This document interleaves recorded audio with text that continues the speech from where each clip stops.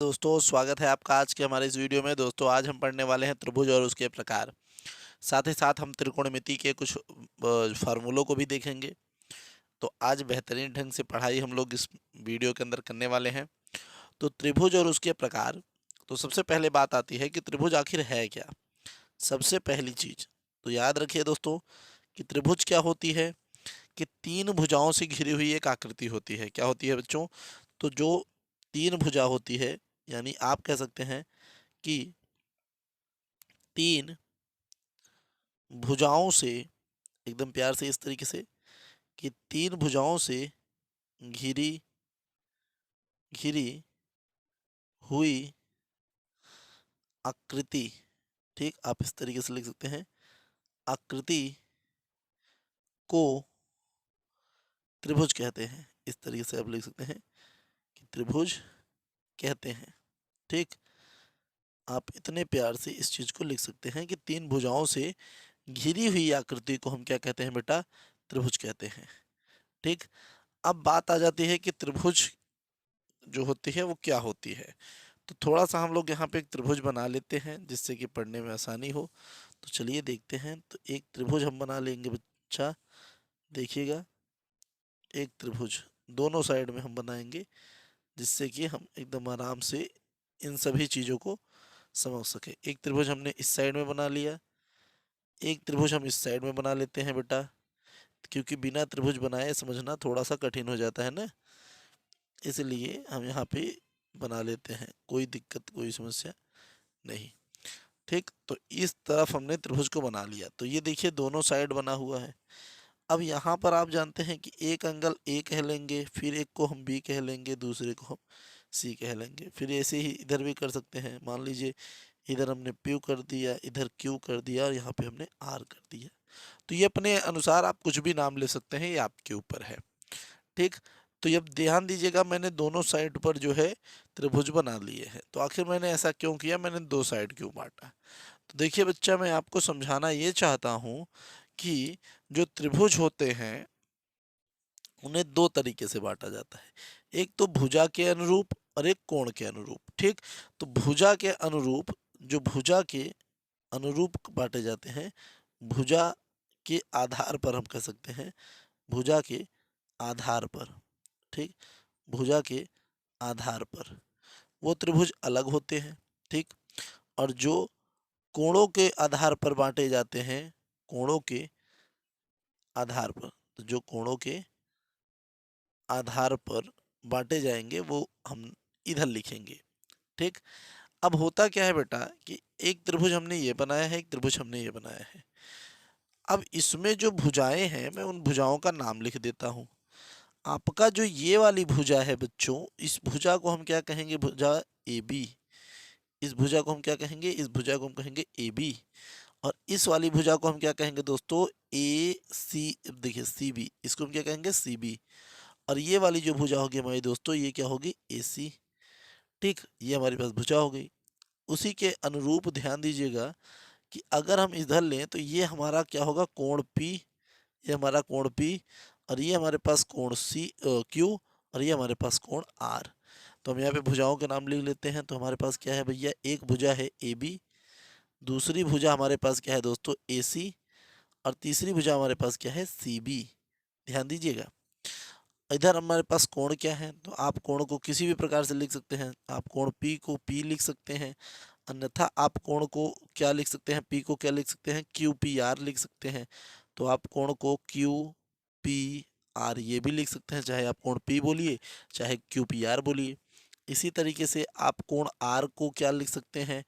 P R Q लिख सकते हैं। आप इस कोण को क्या लिख सकते हैं? पी आर क्यू भी लिख सकते हैं। साथ ही साथ आप क्या लिख सकते हैं? कोण क्यू को, देखिए आप कोण क्यू को भी एक चीज लिख सकते हैं भैया, कोण पी क्यू और आर। इस तरीके से आप इसको भी लिख सकते हैं। इतना समझ में आया? यकीनन आपको बातें समझ में आ रही होंगी। अब होता क्या है बेटा कि इनके आधार पर भी तीन कोण, देखिए इसमें तीन कोण है, इसमें तीन भुजा है। ऐसे ऐसे आप याद कर सकते हैं कि भुजाओं के अनुरूप यहाँ पर हम तीन त्रिभुजों को देखते हैं। ठीक, तो भुजाओं के आधार पर तीन त्रिभुज होते हैं और कोणों के आधार पर भी तीन त्रिभुज होते हैं, तीनों के आधार पर तीन तीन त्रिभुज हमें देखने को मिल जाते हैं। अब हम बात करेंगे सबसे पहले इस वाले त्रिभुज में कि इसका जो पहला सिस्टम होगा वो क्या होगा। सबसे पहले हम इधर वाले को देख लेंगे, तो देख लेते हैं। तो ये हमने पहला त्रिभुज बना लिया। ये किस प्रकार का त्रिभुज हो सकता है भुजा के आधार पर, याद रखिएगा। ये क्या हो सकता है, ये समबाहु त्रिभुज हो सकता है। किस किस प्रकार का त्रिभुज दोस्तों, समबाहु त्रिभुज। जी हाँ दोस्तों, समबाहु त्रिभुज। इसमें मैंने अभी आपसे मैंने बोला कि एक भुजा हमारे पास क्या है दोस्तों, देख लीजिए। एक भुजा ए बी है, तो हम सेम इसका नाम भी सेम उसी जैसा लिखेंगे जिससे कि आपको समझने में आसानी हो। समबाहु त्रिभुज क्या कहता है, समबाहु त्रिभुज कहता है कि ये जो ए बी भुजा है, जो ए बी भुजा है वो बराबर होनी चाहिए बीसी भुजा के। ठीक, और ये दोनों बराबर होनी चाहिए दोस्तों एसी भुजा के। यानी जब तीनों भुजाएं आपस में बराबर हों तो उसे हम क्या बोलते हैं बेटा, तब उसे हम बोलते हैं समबाहु त्रिभुज। यानी जिसमें तीनों भुजा बराबर हो उसे हम बोलेंगे दोस्तों समबाहु त्रिभुज। इतना समझ में आ ही गया होगा, बिल्कुल। अब बात करते हैं दोस्तों अगले नंबर की।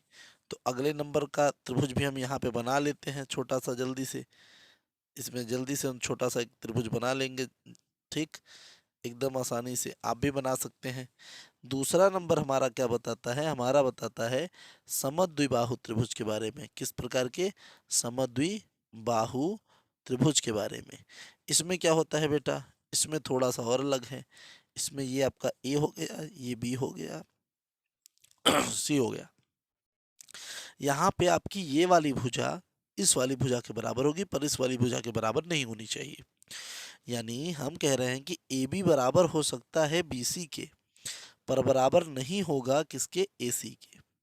ठीक, यानी मान लेते हैं यहाँ का 2 सेंटीमीटर, यहाँ का 2 सेंटीमीटर, पर यहाँ का 1 निकल जाए।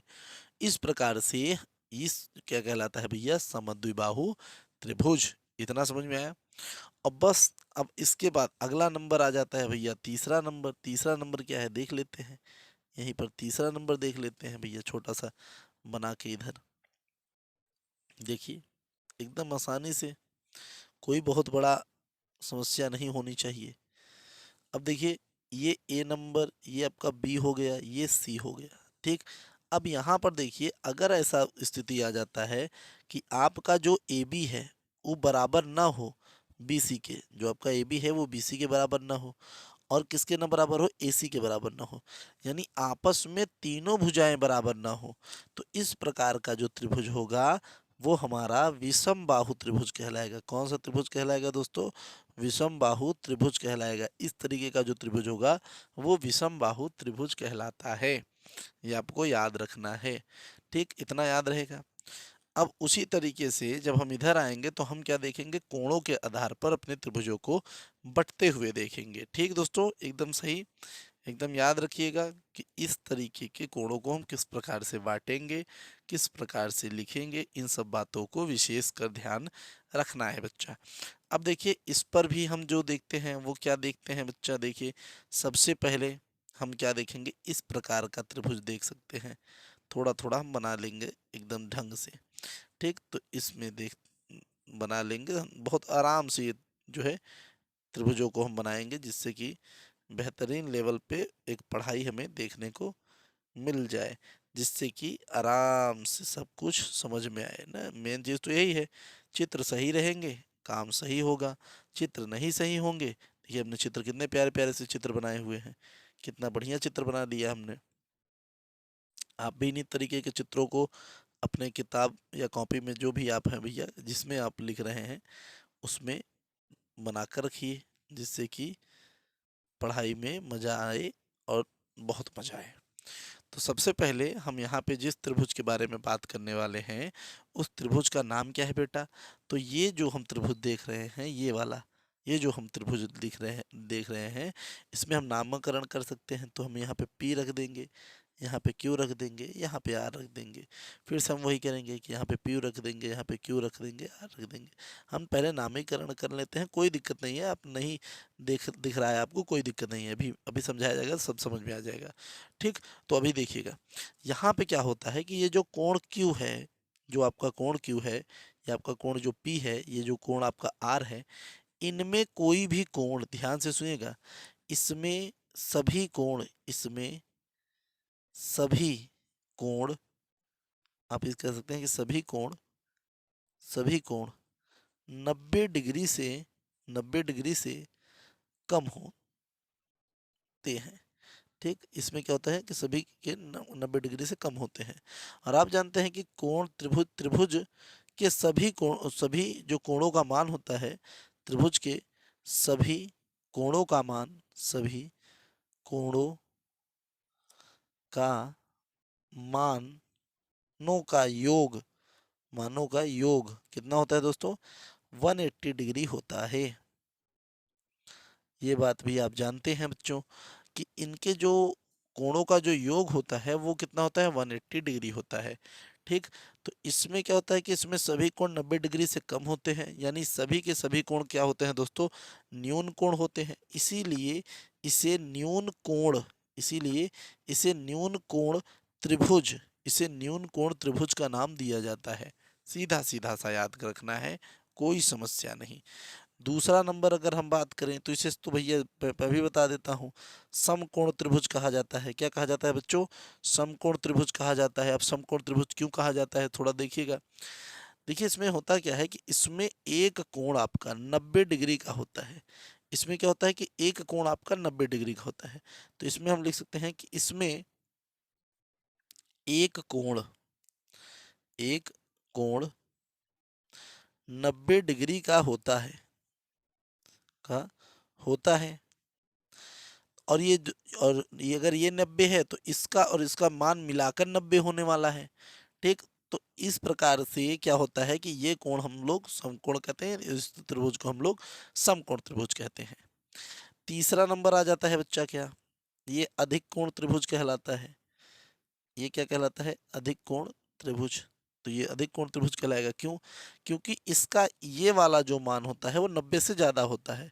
तो यहाँ पे हम लिखेंगे कि एक कोण इसमें एक कोण 90 डिग्री प्लस होता है, यानी 90 डिग्री से ज़्यादा होता है। इसमें ये कहानी है। तो दोस्तों, ये आप मैं बता रहा हूँ कि अगर आपने देखा है तो थोड़ा सा बैक कर करके स्क्रीनशॉट जरूर ले लीजिए। बहुत ही मस्त है, एकदम बढ़िया तरीके से पढ़ाया जा रहा है।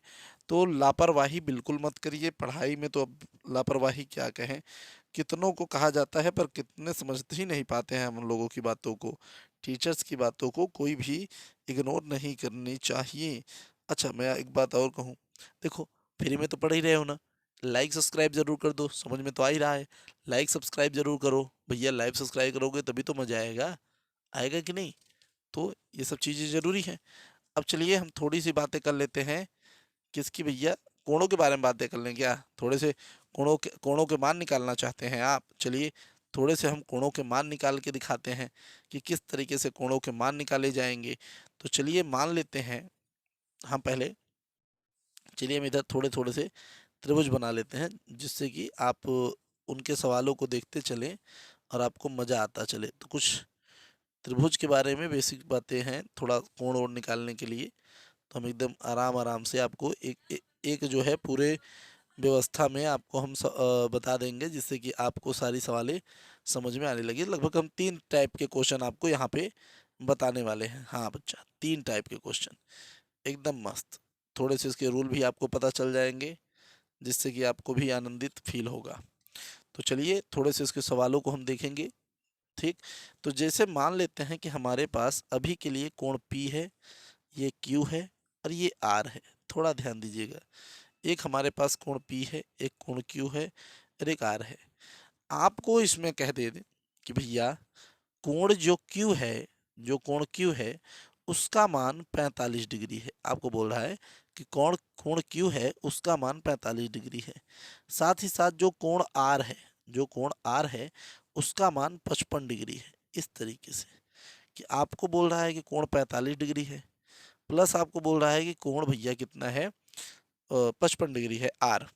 और आपसे यहाँ पे कोण P का वैल्यू पूछ रहा हो, तो क्या करेंगे? तो देखिए क्या करना है।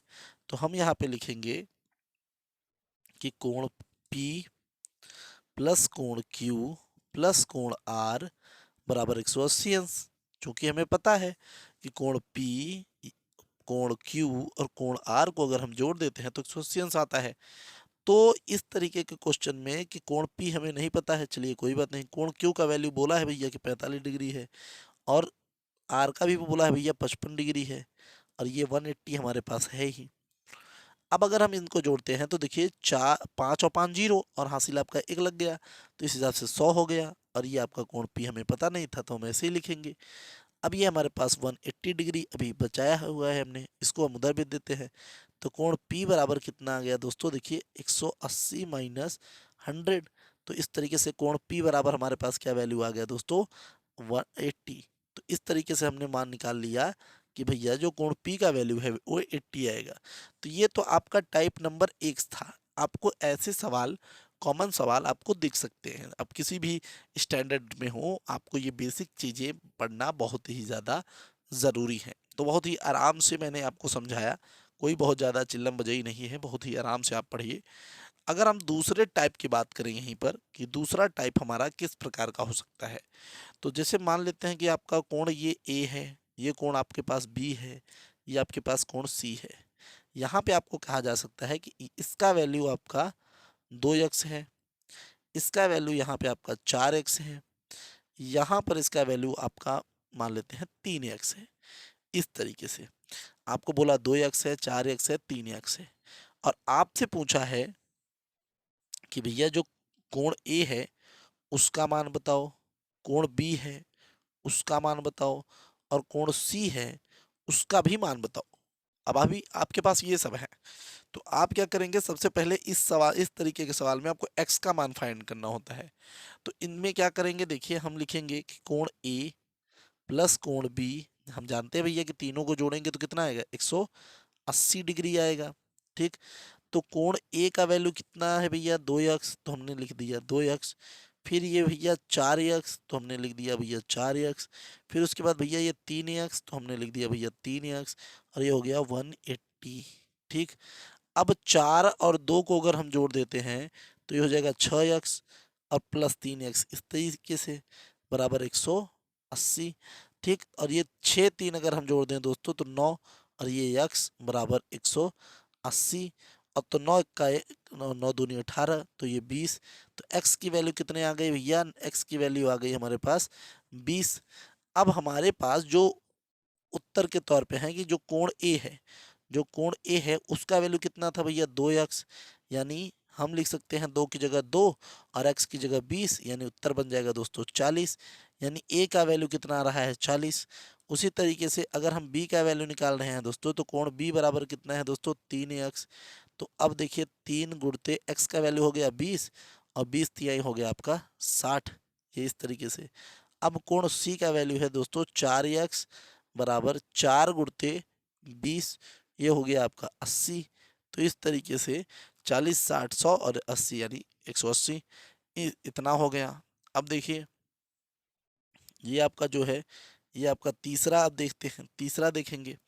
तीसरा मैंने थोड़ा सा और अजीब लिया, दो टाइप तो आपने पढ़ लिए हैं बिल्कुल अच्छे ढंग से। ठीक, अब देख लेते हैं, इसको हम ले लेते हैं KLM, हमने इसको ले लिया KLM। अब यहाँ पे आपको बोला जा रहा है कि भैया ये जो वैल्यू है, अब इसमें कुछ भी ले सकते हैं आप, उसको कोई दिक्कत नहीं है। मान लीजिए यहाँ पे 2 और x है, ये आपका मान लेते हैं, कुछ भी ले लीजिए कोई दिक्कत नहीं है। अभी बोला ना 4x है, चलिए ये 2x हो गया, ये 4x हो गया, और ये आपके पास मान लेते हैं 3x है, इस तरीके से सेम। ठीक, ये 3x है, तो अभी जो हमारे पास था ऊपर वही सेम है पूरा, लेकिन मान लेते हैं हम थोड़ा सा बदलाव कर लेते हैं। चलिए इसको थोड़ा सा हम इसको यहाँ पे इसको कट कर रहे हैं, थोड़ा सा इसको हम बदल रहे हैं सवाल को।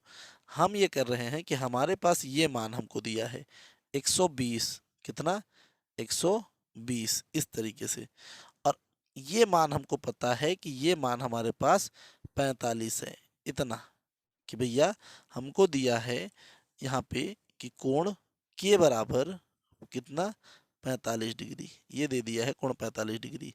और जो हमारे पास ये कोण है के एम, यहाँ पे हम दूसरा एन ले लेते हैं। चलिए, तो जो के एम एन है उसकी वैल्यू कितनी, 120 डिग्री दिया हुआ है। अब आपसे क्वेश्चन क्या पूछ रहा है कि कोण L का मान बताइए, साथ ही साथ कोण KML का मान बताइए। ये आपसे क्वेश्चन में पूछ लिया। इस तरीके के क्वेश्चन आपको आ गए मान लेते हैं, तो कैसे करेंगे? अभी मैंने कहा कि आप इनको भूल जाइए कि यहाँ पे कुछ है, मैंने कहा ना कि यहाँ पे भूल जाइए कि यहाँ पे कुछ है, इसको भूल ही जाइए। अभी आपको जो मान निकालने हैं उन पर फोकस करिए कि आपको निकालने हैं बच्चा कोण KMN, यानी KMN ये आपको मिला है, कि आपको मिला है, आपको निकालना है L, यानी आपको ये वैल्यू निकालनी है, साथ ही आपको ये वैल्यू निकालनी है। तो पहली चीज़ देखिए कि जो सीधी रेखा होती है वो 180 डिग्री होती है, तो हम यहाँ पे लिख सकते हैं चूंकि कोण LMN is equal to 180 degree. हम यहाँ पे लिख सकते हैं चूंकि सरल रेखा, हम लिख सकते हैं सरल रेखा 180 डिग्री होती है, इतना आसानी से 180 डिग्री होती है। ठीक, अब इसके बाद हमको क्या करना है कि अब यहाँ पर हम लिखेंगे कि ये हो जाएगा हमारा KML प्लस ये वाला और ये वाला, मतलब ये वाला और ये बाहर वाला जोड़ देंगे हम, तो कोण KMN बराबर 180 डिग्री, इतना सरलता से। अब देखिए कोण KML हमको पता नहीं है, तो हम लिखेंगे कोण KML बराबर, और KMN का मान कितना होगा दोस्तों? अभी यहाँ पे देखिए 120 दिया है, तो 120 को जब हम उधर लेके जाएंगे तो कितना हो जाएगा? 180 माइनस 120, तो उत्तर कितना हो जाएगा दोस्तों? केवल 60, यानी एक का तो उत्तर पता चल गया कि 60 डिग्री है। L का क्या वैल्यू होगा? तो मैं यहाँ पे बताना चाहूँगा, ध्यान दीजिएगा, यहाँ पे मैं आपको बताना चाहूँगा कि ये जो आपका कोण KMN है, N, वो क्या है? बहिष्कोण है। क्या है दोस्तों? वो आपका बहिष्कोण है, और बहिष्कोण के सम्मुख जो दो भुजाएं होती हैं ये इन्हीं का योग होता है। यानी उदाहरण के तौर पे ऐसे समझिए कि जो कोण K है और जो कोण L है, यानी जो कोण K है और ये जो कोण L है, इसको जोड़ेंगे तो ये कितने के बराबर हो जाएगा? ये कोण KMN के बराबर हो जाएगा। ये चीज़ आपको बेहद जरूरी है, मतलब समझ लीजिए। तो कोण K है ना, कोण K है, तो कोण K का वैल्यू आपको पता है कि भैया हमारे पास 45 डिग्री है। L का नहीं पता था हमें, तो हम L को ऐसे ही लिखेंगे। KMN का पता है 120। अब कोण L, अब ध्यान दीजिए, अब कोण L है, कोण L है, और इसको 120 में से आप 45 को करिए माइनस। जब आप 45 को माइनस करेंगे तो यहाँ आ जाएगा 5, और 11 में से 5, 11 में से 4 गया तो आपका कितना बचा दोस्तों? मात्र 7। तो ये आपका 75 डिग्री, यानी ये 75 डिग्री का आ जाएगा वैल्यू। इतना आसानी तरीके से क्वेश्चंस के आंसर हम लोग निकाल सकते हैं, बिल्कुल एकदम बेहतरीन ढंग से। तो ये तो आपका ये हो गया, यहाँ तक आपको कोई समस्या, कोई परेशानी, कोई तकलीफ नहीं। ठीक, उसके बाद भी अभी व्यवस्था है, इसके बाद भी अभी व्यवस्था है कि आप क्या कर सकते हैं कि अभी त्रिकोणमिति का मान आता है, बहुत मान आता है भाई, बहुत पूछा जाता है, बहुत पूछे जाने वाले क्वेश्चंस में भी त्रिकोणमिति आती है। तो अभी देखिएगा कि हम एक पहले त्रिभुज बनाएंगे, बड़ा अच्छा सा त्रिभुज हम एक बना लेते हैं। तो ये रहा हमारा त्रिभुज। ठीक बच्चा, यहाँ पर दोस्तों हम क्या करेंगे, हम मान लेंगे कि ये हमारा A है, इसे हम मान लेंगे B, और इसे हम मान लेंगे दोस्तों C। अब देखिएगा यहाँ पे क्या होता है कि ये जो वैल्यू दिख रही है आपको, आप इस पर ध्यान से सुनिएगा। अभी ये जो हमारा त्रिभुज है दोस्तों, ये तो देखिए समकोण त्रिभुज नहीं है, ध्यान से सुनिएगा, ये समकोण त्रिभुज नहीं है। और अगर हम बात करें दोस्तों त्रिकोणमिति की, किसकी दोस्तों? त्रिकोणमिति की। तो जो त्रिकोणमिति होती है, तो दोस्तों ये जो त्रिकोणमिति होती है ये इन त्रिभुजों पर नहीं बनी हुई है, ये वो इन त्रिभुजों पर नहीं बनी हुई है, हम इनसे अंदर बना सकते हैं। वो जिस त्रिभुज पे बनी हुई है बच्चों, अभी मैंने आपको टाइप बताया कि नहीं बताया, वो जिस त्रिभुज पर बनी है उस त्रिभुज का नाम ही अलग है बेटा, उस त्रिभुज का नाम ही अलग है, वो अपने में ब्रांड है बेटा, ध्यान दीजिएगा। वो क्या है दोस्तों? वो देखिए वो होती है, मैं अभी आपको आज गजब गजब चीजें बताऊंगा, मैं आपको गजब गजब चीजें कह रहा हूं ना, बताऊंगा तो बताऊंगा। ये त्रिभुज है। अब ये त्रिभुज क्यों है? क्योंकि इस त्रिभुज में एक कोण आपका 90 डिग्री का है, यानी ये समकोण त्रिभुज पर त्रिकोणमिति आपकी तैयार होती है। इसे हम मान लेते हैं दोस्तों, ये पक्ष आपका A है, इसे हम A मानते हैं, ये B है, ये C है। सबसे पहले आता है बच्चा, याद रखिएगा इसमें क्या आता है। ये देखिए, अगर मैं लंब इसको मान ले रहा हूं अभी के लिए, ये भी इसको मैं लंब बोल रहा हूं, इसके लिए मैं आधार का शब्द इस्तेमाल करूंगा। ये सबसे बड़ी भुजा जो हमारी कर्ण कहलाएगी। ठीक, अभी आपको पाइथागोरस प्रमेय भी आता होगा, मेरे हिसाब से आता ही होगा बिल्कुल। तो अगर नहीं आता है तो भाई ये बहुत बड़ी गड़बड़ी है। तो पाइथागोरस प्रमेय आप देखिएगा, मैं आपको थोड़ा थोड़ा समझाने का प्रयास करूंगा। पाइथागोरस प्रमेय, ठीक, मैं थोड़ा सा पाइथागोरस प्रमेय के बारे में भी बात कर लूं तो बेहतर ही होगा। तो यहाँ पे क्या होता है, ये कर्ण का स्क्वायर बराबर होता है दोस्तों लंब का स्क्वायर प्लस आधार का स्क्वायर। ठीक, इस तरीके से होता है।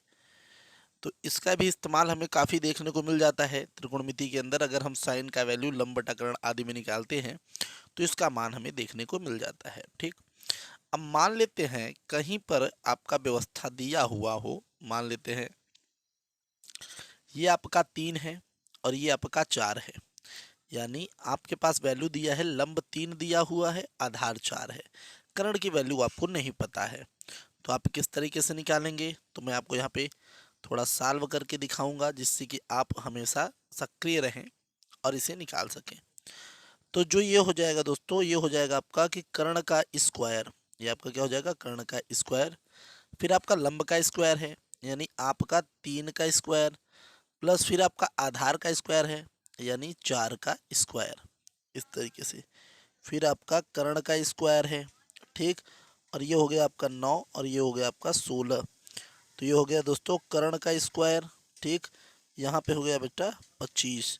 अगर हम स्क्वायर यहाँ से हटा देते हैं तो हमारे पास हो जाएगा कर्ण बराबर करणी में 25। और फिर हम देखते हैं यहाँ पे कर्ण का वैल्यू, देखिए हमें 25 के बाहर निकालना है, तो हम यहाँ पे निकालेंगे तो हमारे पास हो जाएगा कि भैया कर्ण हमारे पास क्या आ जाएगा, 5। अगर आपको ये बाहर निकालने नहीं आता है तो काफ़ी वीडियो मैंने डाल रखी है, आप देखिए। जीरो टू हीरो भी है हमारी एक प्ले लिस्ट, उसको देखिए। थोड़ा वहाँ पे वॉइस का प्रॉब्लम आपको दिख सकता है बच्चे, पर याद रखिएगा ज्ञान का कोई प्रॉब्लम नहीं दिखने वाला है। जो पढ़ने वाले हैं वो कहीं पर भी बैठ के पढ़ सकते हैं, और जिनको नहीं पढ़ना है बेटा वो कभी नहीं पढ़ेंगे, आप कहीं पर बैठा के उन्हें सिंहासन दे दीजिए, उन्हें पढ़ेंगे बेटा। ठीक, तो यहाँ पे 5 वैल्यू हो गई, यानी इसकी वैल्यू कितनी हो गई दोस्तों, 5 हो गई। मैं ये बताना चाहता था। अब मैं यहाँ पे आपको समझाऊंगा, तो अगर आपको यहाँ पे नहीं समझ में आएगा बेटा तो आपके लिए मैं एक ट्रिक इस्तेमाल कर रहा हूँ, चलिए एकदम बेहतरीन। अभी मैं एक ट्रिक और बताने वाला हूँ, बहुत अच्छी अच्छी ट्रिकें हैं। एक ट्रिक और देख लीजिए कि भैया अगर ये कहीं पर भी आपको ट्रिक दिख जाएगी तो बताइएगा मुझे। ठीक, तो देखिए ये आपका जो ट्रिक है वो क्या है भैया, लाल बटे कक्का। वो क्या है बच्चा, लाल बटे कक्का। ध्यान दीजिएगा मेरी बातों को, लाल बटे कक्का। ठीक, ये इस तरीके से है। तो देखिए बच्चा, इस ट्रिक को किस तरीके से अप्लाई किया जाएगा। तो अगर आपका साइन थीटा का मान पूछेगा तो आप कहिएगा लंब बट्टा कर्ण है। ध्यान से सुनिए, आप बोलेंगे भैया लंब बट्टा कर्ण है। अगर आपको दे रहा है साइन थीटा का मान बोल रहा है तो लंब बटे कर्ण बोलिए। अगर आपको कॉस थीटा बोल रहा है, कॉस थीटा, तो आप आधार बटे कर्ण बोलिए। आप क्या बोलेंगे, आधार बटे कर्ण। तो हम कहेंगे बेटा आधार बटे कर्ण है, इस तरीके से आप लिख सकते हैं। फिर उसके बाद आपको क्या बोल रहा है बच्चा, टेन थीटा का वैल्यू बोल रहा है, टेन थीटा का वैल्यू। अब टेन थीटा का वैल्यू क्या कहेंगे आप, लंब बटा आधार है। क्या बोलेंगे बच्चा, लंब बटा आधार है। ठीक, और उसके बाद आपको क्या है फिर उसके बाद क्या आएगा आपका, कॉट थीटा आएगा। आप यहीं से लिख सकते हैं कि भैया कॉट थीटा का वैल्यू, तो कॉट थीटा का वैल्यू आधार बटा लंब कर लीजिए, आधार बटा लंब। तो ये हो जाएगा आपका आधार बटा लंब। तो ये हमने निकाल लिया। फिर आपको यहाँ पे हो जाएगा दोस्तों सेक थीटा का वैल्यू। तो सेक थीटा का वैल्यू क्या हो जाएगा बच्चा, कर्ण बटा आधार। तो आप इसका उल्टा करेंगे, बिल्कुल कर्ण बटा आधार। तो आप निकाल लेंगे कर्ण बटा आधार। फिर उसके बाद आपको कोसेक थीटा का पूछेगा, तो आप क्या करेंगे, कोसेक थीटा का तो कर्ण बटा लंब ले लेंगे। तो ये हो जाएगा आपका कर्ण बटा लंब। तो ये इतने वैल्यू आपके पास आ गए, एकदम कोई दिक्कत नहीं। अब आपकी चाहें तो लंब का वैल्यू कितना है, देखिए आपका लंब का वैल्यू कितना है, 3 है, और कर्ण का वैल्यू कितना है, 5। ठीक, अभी मैं आपको एक चीज और बता रहा हूँ, ध्यान से देखिएगा। ये जो आपके लंब और आधार हैं ये त्रिकोणमितीय मान में बदलेंगे। जैसे मैं उदाहरण दिखा रहा हूं, देखिए अगर मैंने कहा कि साइन ए का मान मुझे बताइए, मैंने कहा साइन ए का मान मुझे बता दीजिए। ठीक, मैं थोड़ा सा इसको नीचे कर लेता हूं। मैंने कहा साइन ए का मान बताइए। आप तो कहेंगे बेटा कि लंब बटा कर्ण, गोलू जी आपने पढ़ा दिया है हमको, लंब बटा कर्ण मुझे तो आता है। तो मैंने कहा लंब कितना है, आपने बोला बेटा 3, ध्यान से सुनिएगा 3, और कर्ण बोला आपने 5। मैंने कहा एकदम शाबाश।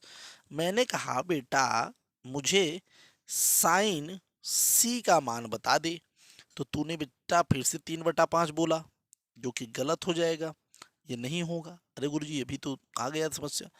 अब ध्यान से सुनना मेरी बात। अगर मैं साइन ए कहूंगा तो मैंने साइन ए बात करी, यानी ये बात करी, तो याद रखिएगा कि न्यून कोण है। ये कौन भैया, ये 90 डिग्री है तो बाकी के 90 से कम ही होंगे, यानी न्यून कोण होंगे। 90 से कम यानी न्यून कोण, और ये 90 है। तो याद रखिएगा 90 डिग्री के सामने वाली जो भुजा होगी वो कर्ण होती है, पर जो न्यून कोण के सामने वाली भुजा होगी वो लंब होगी। तो कोण ए के लिए ये लंब है और कोण सी के लिए ये सामने वाला लंब है। हाँ याद रखिएगा, लंब और आधार आपस में बदलते हुए रहेंगे कोण के आधार पर। अगर कोण सी के अनुसार हम देखेंगे तो हमारे लिए आधार ही लंब हो जाएगा, यानी यहाँ पर क्या हो जाएगा दोस्तों, 4 ऊपर आना चाहिए। हाँ ये आपका लंब जो है आपका आधार ही हो जाएगा, यानी 4, और अब आपका कर्ण वही रहेगा तो 4/5। बात आया समझ में। इस चीज को विशेष ध्यान दीजिएगा, ये मैंने बताने का एक बहुत ही मुख्य मकसद था। ठीक, कुछ सूत्रों के बारे में बात कर लेते हैं हम यहाँ पर। त्रिकोणमिति के कुछ सूत्रों के बारे में अगर मैं बात करूँ, यहाँ पर ध्यान दीजिएगा, त्रिकोणमिति के मैं कुछ सूत्रों के बारे में बात करूंगा जिन्हें हम व्युत्क्रम के सूत्र बोलते हैं। ठीक, व्युत्क्रम के सूत्र कहते हैं। तो इसको क्या कहते हैं कि भैया जो आपका साइन थीटा है, वो बोलते हैं कि भैया जो आपका साइन थीटा है वो क्या है, तो हम कहते हैं भैया जो हमारा साइन थीटा है वो हमारा कोसेक थीटा के रिवर्स होता है। और वो कहते हैं भैया कोसेक थीटा तब क्या होता है, तो हम कहते हैं भैया कोसेक थीटा जो है हमारा वो हमारे साइन थीटा का रिवर्स होता है। यानी साइन थीटा का उल्टा कर देंगे तो कोसेक थीटा आ जाएगा, और कोसेक थीटा का उल्टा कर देंगे साइन थीटा आ जाएगा। फिर उन्होंने कहा भैया अच्छा कॉस थीटा का उल्टा क्या है, हमने कहा भैया 1/सेक थीटा। आप सेक थीटा कर देंगे तो ये आ जाएगा। उन्होंने कहा सेक थीटा क्या है, मैंने कहा उसका भी मेरे पास व्यवस्था है, वो 1/कॉस थीटा होगा। बोले ओहो बहुत अच्छा है भैया। फिर उन्होंने कहा भैया टैन थीटा का क्या होता है, मैंने कहा भैया टैन थीटा का कॉट थीटा होता है। उन्होंने कहा कॉट थीटा का क्या होता है, तो कॉट थीटा का भैया 1/टैन थीटा होता है। इतना बेहतरीन है। अब टैन थीटा का एक और होता है, टैन थीटा का क्या होता है बेटा, साइन थीटा, साइन थीटा बटा क्या हो जाता है दोस्तों, ये कॉस थीटा। ठीक, इसी तरीके से कॉट थीटा का भी एक होता है, क्या होता है दोस्तों, कॉस थीटा और बटा साइन थीटा, ये भी होता है। ठीक, अभी सर्वसमिका के भी सूत्र हैं आपके, वो क्या होते हैं देखिए, sine square theta plus cos square theta, याद रखिएगा बेहद जरूरी फॉर्मूले हैं। ठीक, और क्या होते हैं दोस्तों, ये होते हैं cot square theta is equal to sec square theta. ठीक, और ये हो जाता है आपका प्लस एक कोसेक स्क्वायर थीटा बराबर ये आपका I think sec square theta and cosec square theta 1+tan² is equal to sec square theta. ये थोड़ा सा गलती हो गया, एक मिनट।